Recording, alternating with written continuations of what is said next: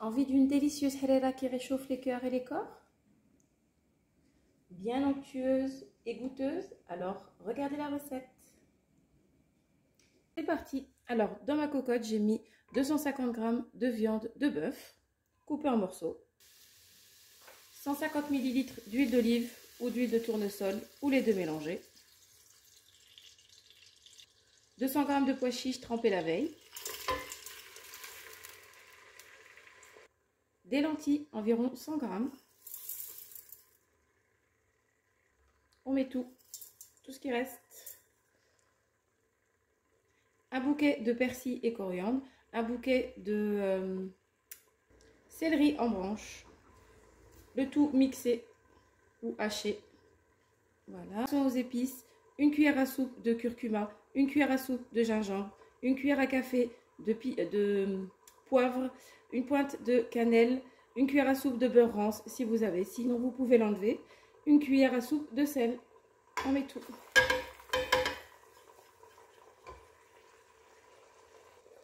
Et là, on mélange un petit peu, on fait revenir le tout pendant quelques minutes.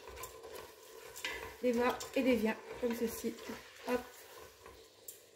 Dans un mixeur, j'ai mixé 4 tomates moyennes et 2 oignons moyens. Gain de temps, c'est rapide. On mélange un petit peu. Ça sent déjà super bon. 60 g de tomates concentrées. On met toute la boîte. Ça donnera une belle couleur rouge à votre soupe, à votre harira. J'ai mis un petit peu d'eau dans mon mixeur pour récupérer la tomate. Voilà, environ 200 ml. Je ferme ma cocotte. Et là, je laisse cuire environ 20 minutes. À partir du moment où le sifflet siffle. Pour épaissir notre harira, on va prendre 4 cuillères à soupe de farine. On va mettre 300 ml d'eau. Voilà. On mélange bien. Après 20 minutes, on passe notre mélange au tamis pour éviter les grumeaux. On ajoute de l'eau bouillante.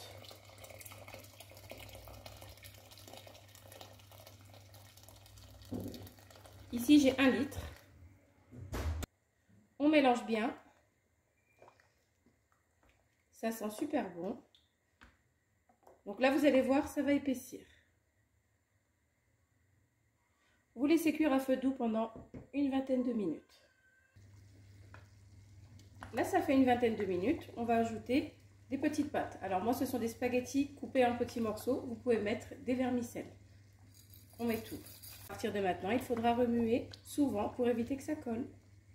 Jusqu'à ce que nos pâtes soient cuites. Pendant environ 5 minutes.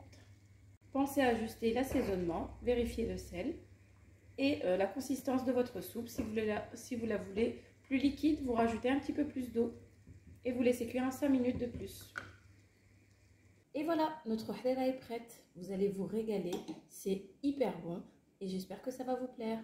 À bientôt pour une nouvelle recette. Au revoir.